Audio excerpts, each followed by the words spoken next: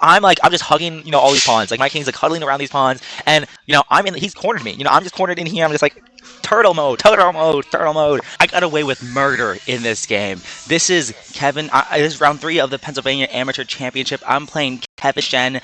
He's like a middle-aged teenager, I think. He's maybe around 16 years old. And last year he beat me in round 2 of this event. But now I'm playing him again with the black pieces instead of the white pieces.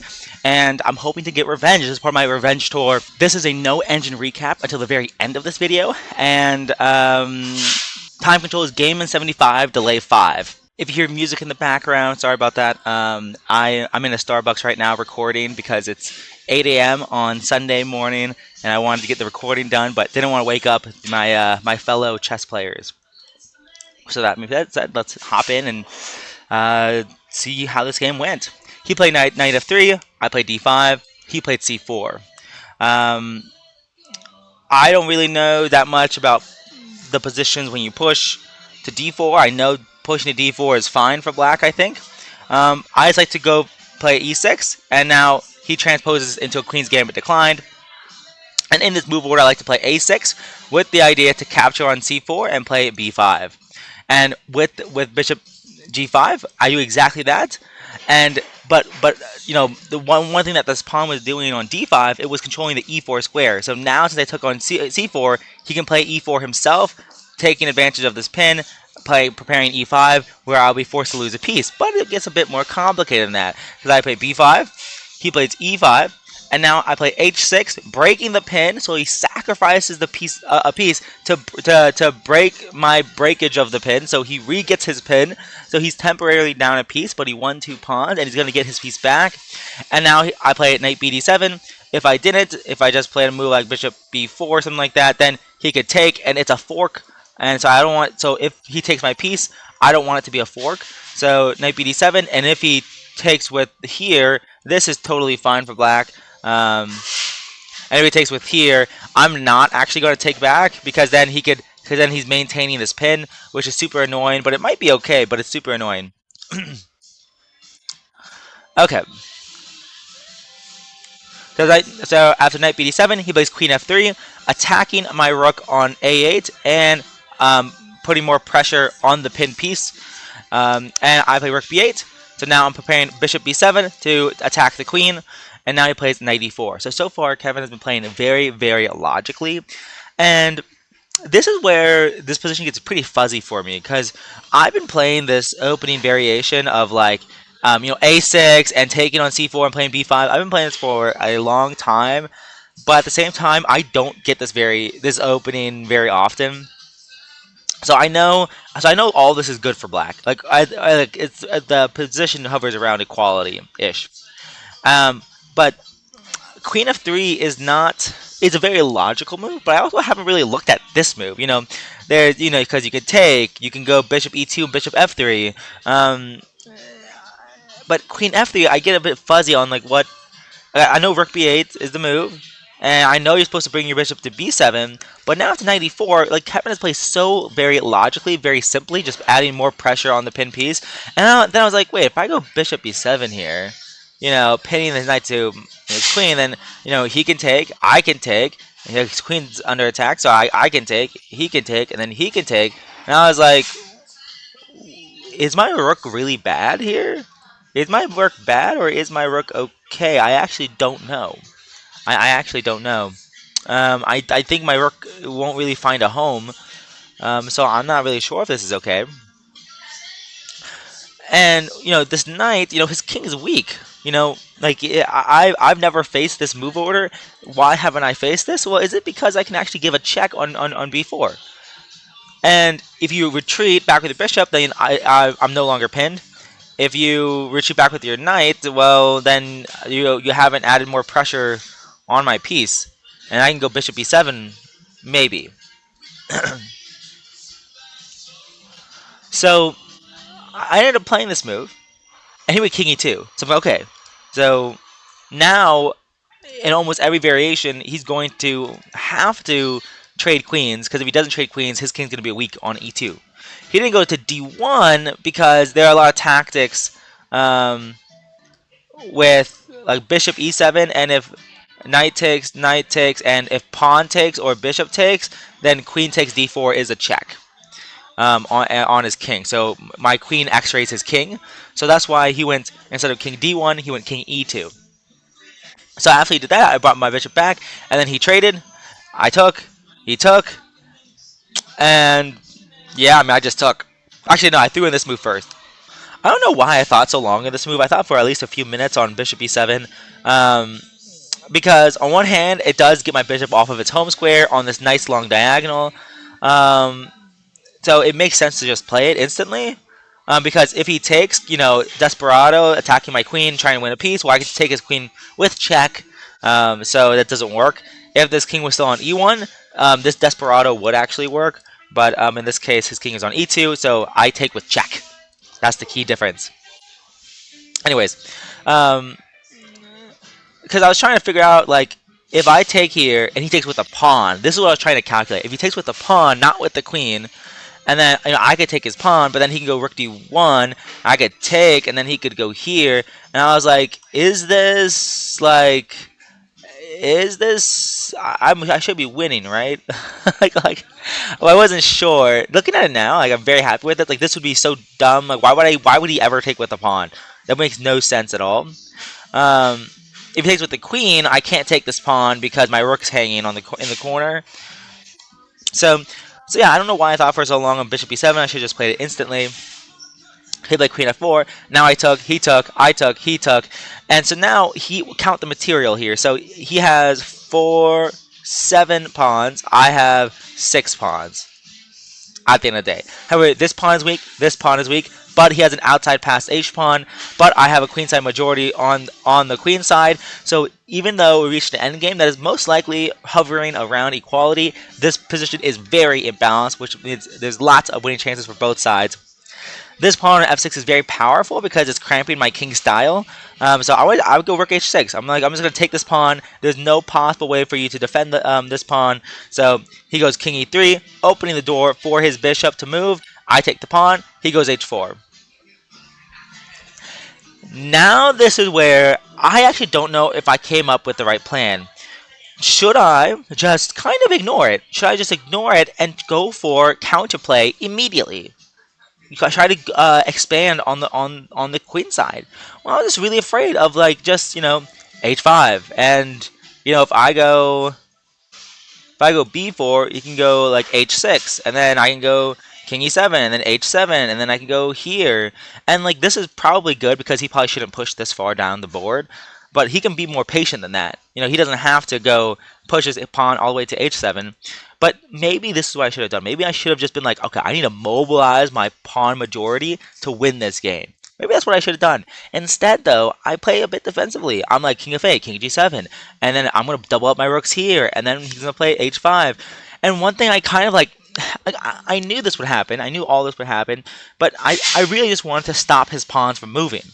Because whoever mobilizes their pawn majority first, so he has a 3 on 2, and he has this passed h pawn, and then I have this 4 on 2, but it's much harder for me to move because his bishop eyes all my pawns, and these pawns are doubled. So I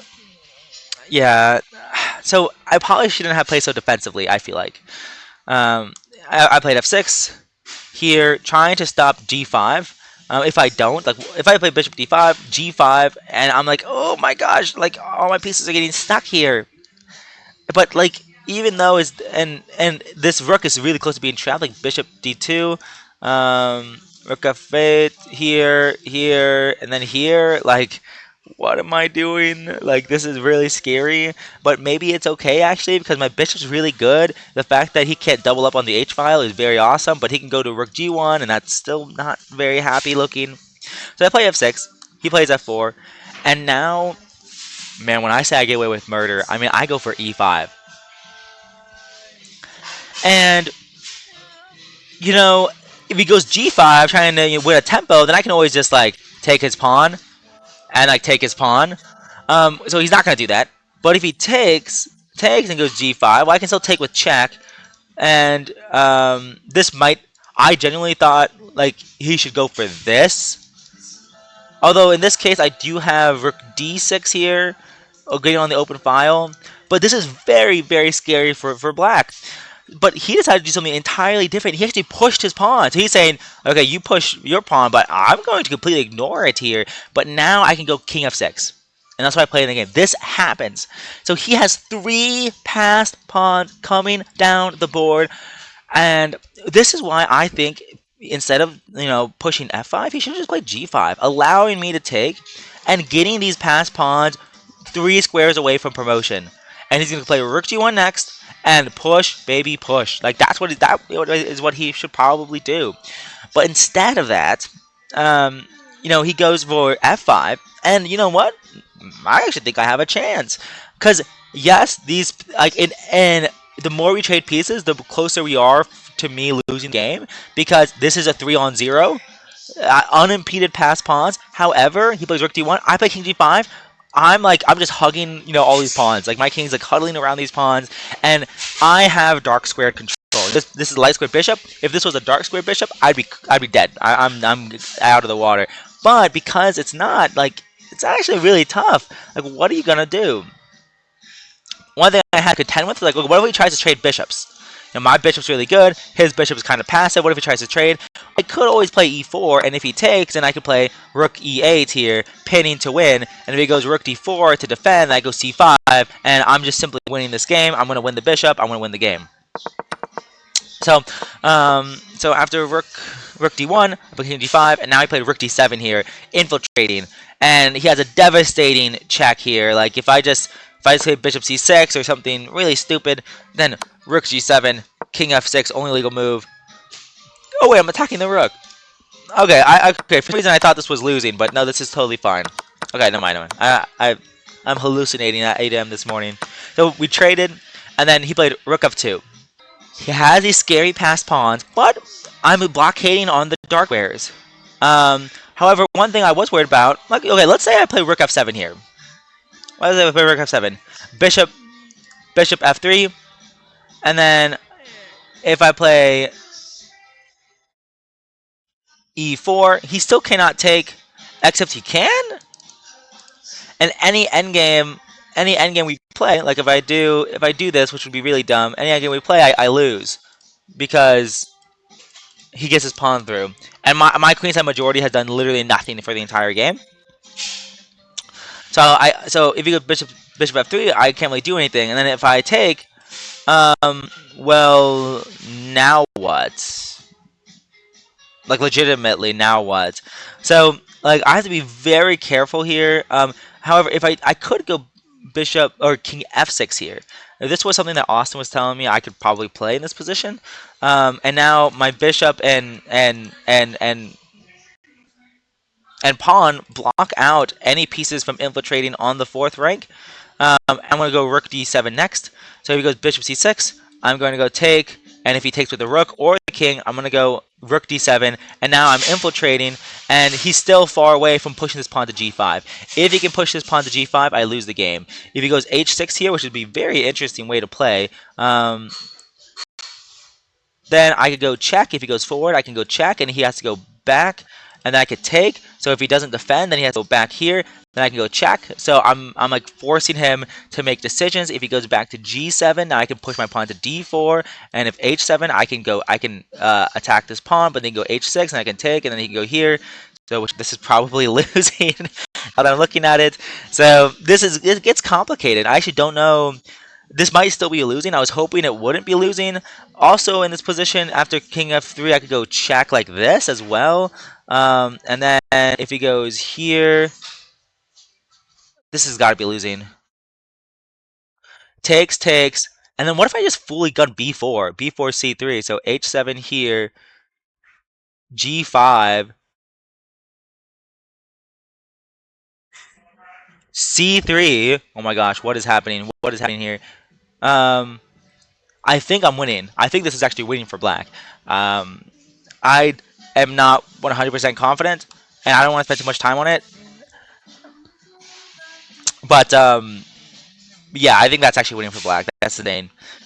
So king g5 here. Because rook g7, I can play. So we trade. So yeah. And then Here I play bishop d5, which I would categorize. Let me put a double question mark here. Double question mark. Um, this move was stupid.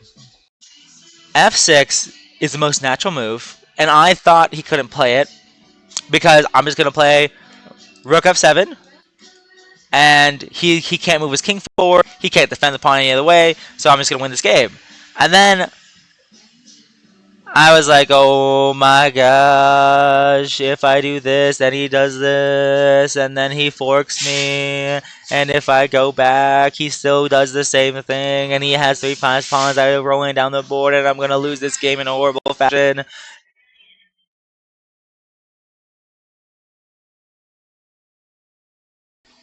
So yeah, that was brutal.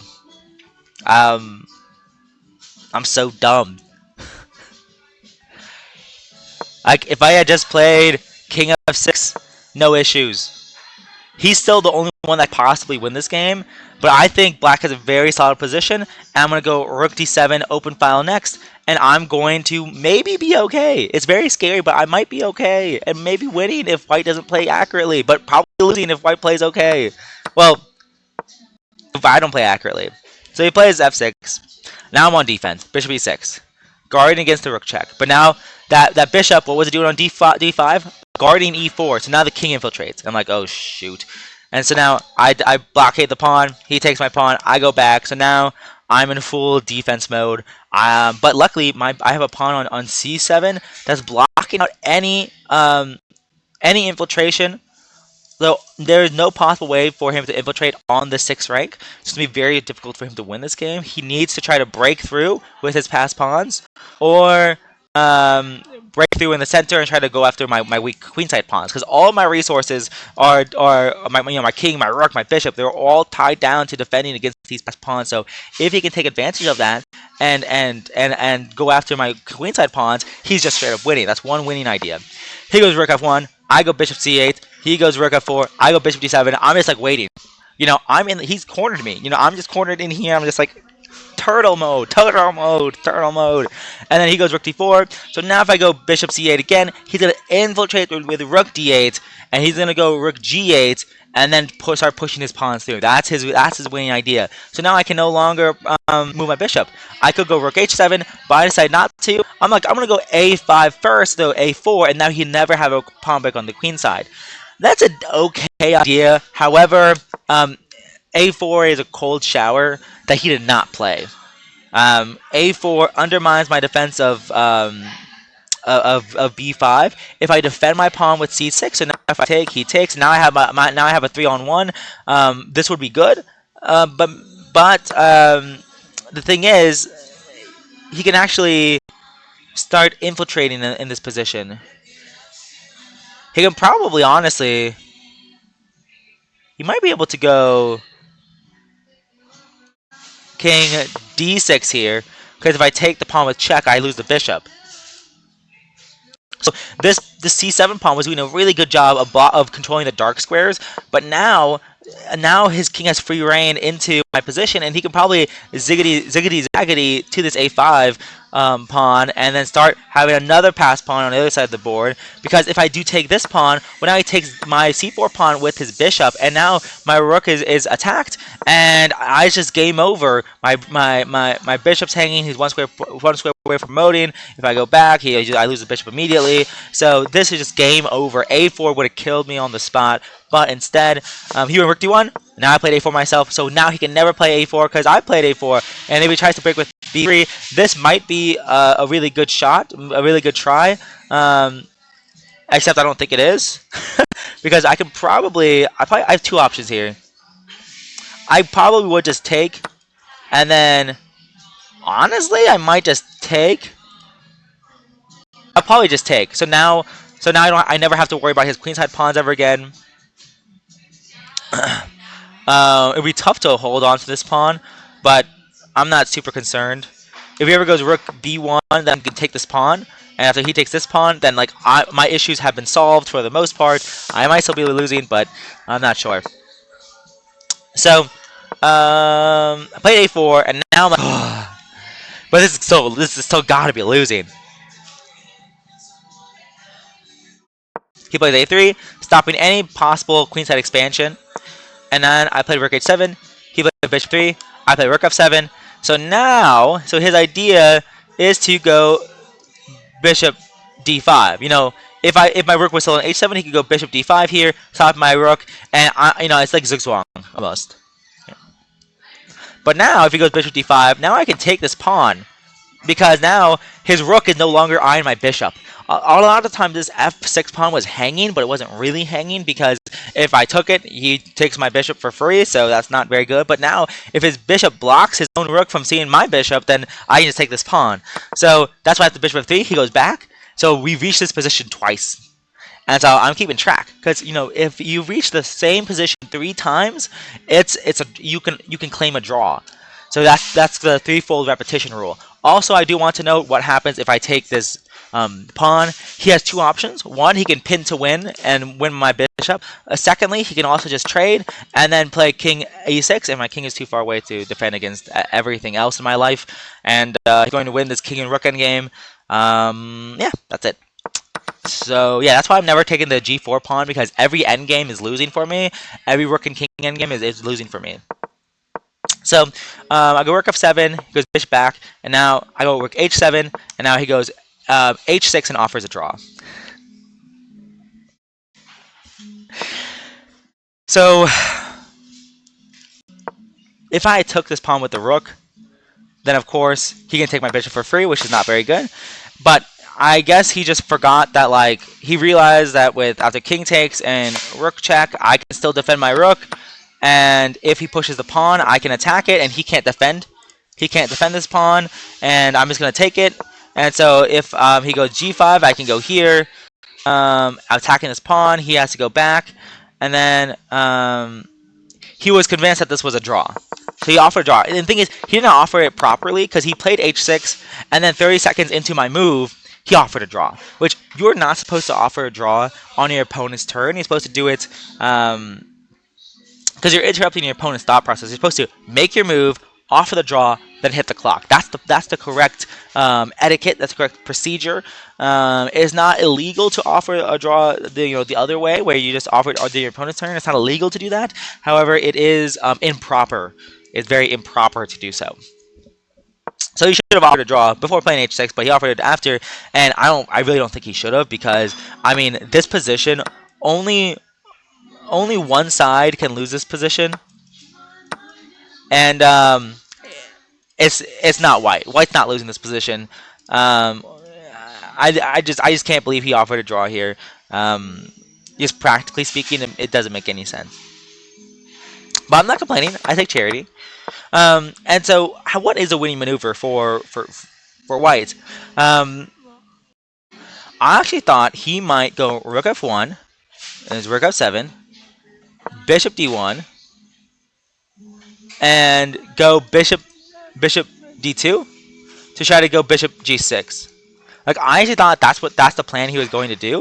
Well, let's say I go back, he goes here, then I could take this pawn, and then after I go here, he's forced to move his rook somewhere, or I'm forced to move my rook somewhere, and then I can push. And then if I take, he takes, I take, you go here, or I go here, and once again, it's the winning king and rook endgame. So I think he had to find the right way to sacrifice 1 or 2 of his of his kingside pawns to get his last pass pawn through. That's what I think is a winning maneuver. So I got very lucky that not only did he just play h6, but that he offered a draw immediately. Like, nobody else would ever do that. I would never offer a draw with white in this position unless I was low on time. But Kevin had plenty of time. He had more time than me, like more than 30 minutes on the clock, more time than, or maybe he had around 23 minutes or something like that, or 20 minutes, because he was trying to figure out the way to win, and he couldn't find it, and then he played h6 and offered a draw. So I got very lucky, and so now I entered this round with 2 out of 2. Now I'm entering round 4 with 2.5 out of 3, so I still have chances to win this tournament if I win the next 2 games. So that's the key part I have to do. So with that being said, I'm going to end it here and play my next round in 1 hour. Yay!